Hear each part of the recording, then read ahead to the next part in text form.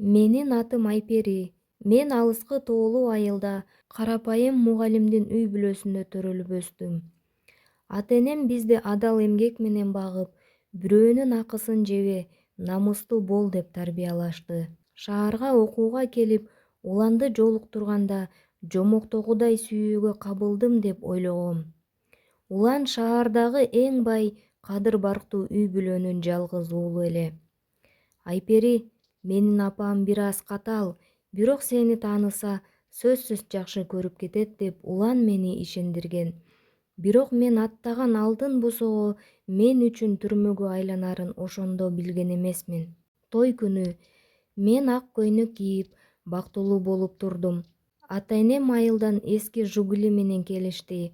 Алар колунан келишинче жасаган себин 4-5 сандыкка салынган журкан төшөктөрүн өз колдору менен тиккен саймаларын алып келишти. Кайненем Салима айым эл алдында жасалма жылмайып жатканы менен менин ата-энемди көргөндө көздөрүнөн жийиркенүү байкалып турду. Сандыктарды ачканда ал баарынын көзүнчө «Ушул да сеппи? Бул чүпүрөктөрдү менин үйүмө киргизбегиле. Менин итим да мындай төшөктө жатпайт.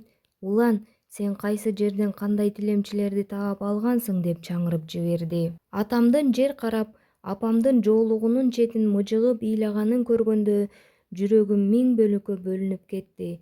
Бирок мен унчукпадым. Жаңы келинмин, чыдашым керек дедим.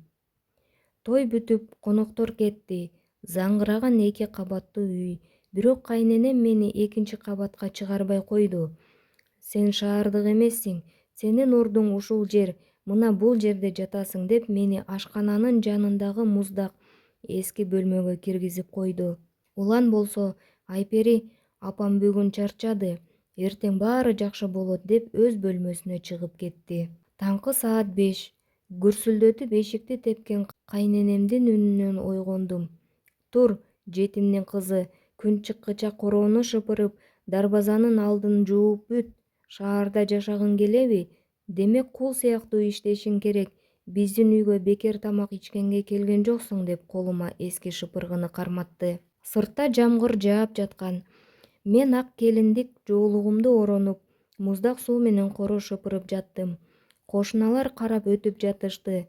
Мен уялганымдан жерге кирип кете жаздадым. Ичкери кирсем, кайненем дасторкон үстүндө отуруптур. Сен кедейсиң, сенин каныңда малайлык бар. Ошондуктан бизге кызмат кылганың сенин милдетиң. Төркүнүңдөн эч нерсе келбеген соң өз эмгегиң менен акта деп мага чай да бербей, ийдиш-аяктарды жуудурганы жөнөттү. 3 ай өттү. Менин жашоом күн сайын азаптуу боло берди. Бирок бир күнү баары өзгөрдү. Мен өзүмдү башкача сезип доктурга бардым. «Куттуктайм, Айпери, сен кош бойлуусуң» деген сөздү укканда көзүмдөн жаш чыгып кетти. Ичимде кичинекей бир жашоо бар экенин билгенде бүткүл кордогонумду унутуп калдым. Эми баары башкача болот. Салима апам неберелүү болоорун билсе жүрөгү жибийт деп үмүт менен үйгө келдим. Кечинде дасторкон үстүндө кайнатам жок кезде кайненеме сүйүнчүлөдүм. «Апа, улан, мен кош бойлуумун» дедим толкунданып. Улан кубанып мени кучактагысы келди. Бирок Салима айымдын кашы кагылып, кашыгын столго тарс иттире таштады. «Эмне?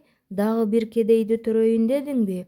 Биздин тукумду сенин ачка калган туугандарыңдын каны менен булгагың келдиби? Улан, карасаң, бул атайын биздин байлыкка ээ болуш үчүн ушул ишке барып жатат» деп бакырды. Улан башын жерге салып унчукпай калды.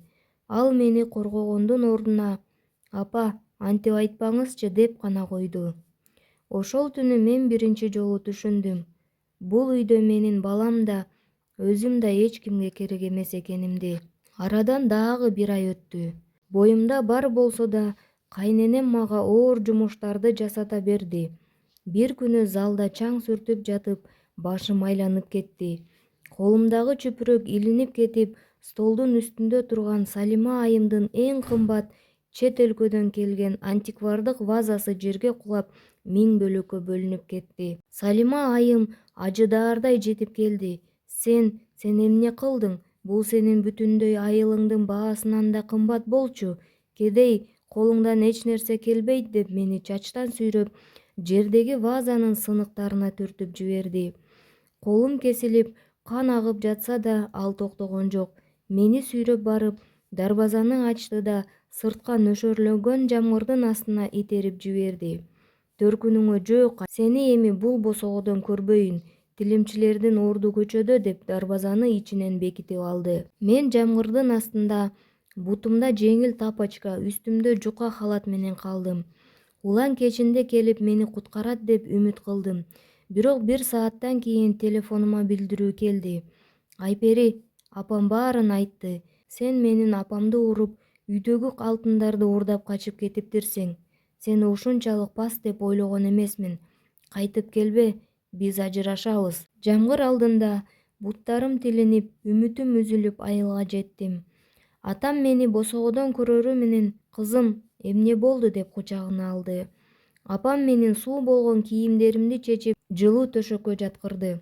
Алар менен бир да жолу тилдешкен жок. Эмнеге качып келдиң дешкен жок. Ошол түнү мен түшүндүм.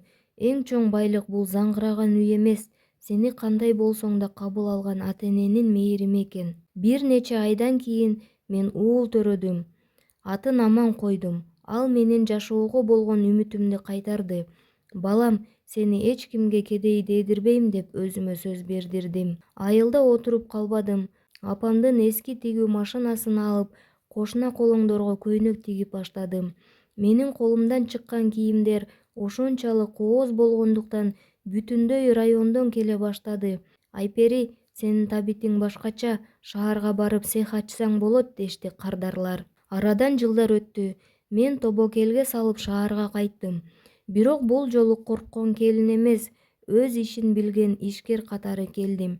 Кичинекей ижарага алынган бөлмөдөн баштап, азыр шаардын борборунда өзүмдүн Айпери мода үйүм бар. Мен эми кедейдин кызы эмесмин.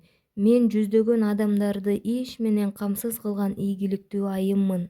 Бул аралыкта Салима айымдын заңгыраган үйүндө кара булут каптады. Анын текебердиги жана ач көздүгү өзүнө сокку урду. Кайнатам каза болгондон кийин Салима айым бизнести башкара албай алдамчыларга жолукту. Бардык мүлкү карызга батып, банк үйлөрүн, унааларын тартып алды. Улан болсо мени жоготкондон кийин ичкиликке берилип, жумушунан айрылды. Алар шаардын четиндеги эски батирге көчүп барышты. Салима айым мурункудай алтын тагынып, буйрук бербей эми кошуналардан нанга акча сурап калган абалга жетти. Күндөрдүн биринде мен кымбат унаам менен шаарда баратып, аялдамада турган бир аялды көрдүм. Үстүндөгү кийими эскирген, жүзү бырышкан, колунда эски баштык. Бул Салима айым эле. Ал менин унаамдын терезесинен мага карады, бирок мени тааныган жок. Мен болсо терезени жаап, газды бастым. Салима айым менен улан шаардын четиндеги бир бөлмөлүү, сыз тарткан эски батирде жашап калышты. Бир кездеги заңгыраган үй, кызматчылар, кымбат унаалар баары жомок сыяктуу артта калды. Салима айымдын алтын сөйкөлөрү нанга алмашылып түгөнгөн. Улам болсо ичкиликтен башы чыкпай, Айперини эмнеге куудук деп күнү-түнү өзүн жейт. Апа, баарына сиз күнөөлүүсүз. Мына эми тилемчи болуп калдык деп улан апасына кыйкырат. Салима айым болсо унчукпай терезеден бактылуу адамдарды карап ыйлайт. Бир күнү Салима айым дүкөндөн эң арзан нан алып жатып, кассада турган сулуу, колунда кымбат сумкасы бар аялды көрдү. Ал аялдын артынан 7 жашар мектеп формасын кийген өтө тыкан жана акылдуу бала чуркап келди. Апаке, бул таттууну чоң атама алалычы, ал жакшы көрөт го, деди бала. Салима айымдын жүрөгү болк этти. Бул баланын көздөрү кудум уландын кичинекей кези. Ал аялга тигиле карады, тааныды. Бул ал кедей деп кууп чыккан Айпери эле. Бирок Айперинин жүзүндө мурунку коркунуч жок. Анын ордуна ишенимдүүлүк жана нур бар болчу. Салима айым чыдай албай Айперинин артынан чуркап чыкты. Айпери, токточу балам, деп боздоп жиберди. Айпери токтой калып, артын карады. Анын алдында бир кездеги текебер кайненеси эмес, жүдөгөн, карыган байкуш кемпир турат эле. Сизге эмне керек, Салима айым, деди Айпери токтоо үн менен. Кызым, мени кечир, биз көчөдө калдык. Улан экөөбүз ачкабыз. Мына бул сенин уулуңбу? Менин неберемби, деп колун сунду. Бирок Айпери баласын өзүнө тартып, бир кадам артка чегинди. Анын көз алдына жамгыр астында чачтан сүйрөлүп көчөгө куулган түнү келди. Айпери сумкасынан бир аз акча алып, Салима айымдын колуна карматты. Бул сизге жардам, Салима айым. Нан алыңыз, батириңиздин карызын төлөңүз. Бирок Айпери терең дем алды. Сиз мени кедейдин кызы деп кууганыңызда мен кедей эмес болчумун. Менин ата-энемдин мээрими, менин намысым бар болчу. Ал эми сиз азыр чындап кедейсиз. Анткени сизде адамгерчилик да, үй бүлө да калбаптыр.